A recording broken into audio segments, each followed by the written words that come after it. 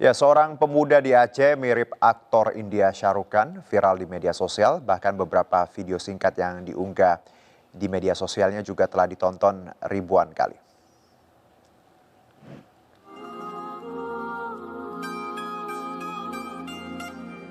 Inilah yang digadang-gadang warga Aceh, di mana seorang pemuda Aceh dikatakan mirip dengan aktor India Shah Rukh Khan.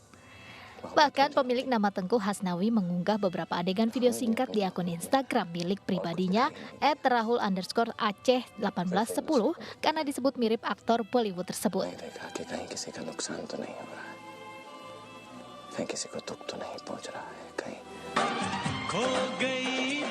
Video unggahannya pun telah ditonton puluhan ribu kali.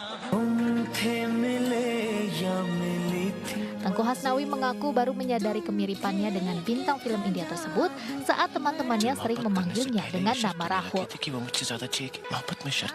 Meski demikian, terkadang Hasnawi merasa terbebani dengan komentar netizen yang memberi komentar miring di media sosial.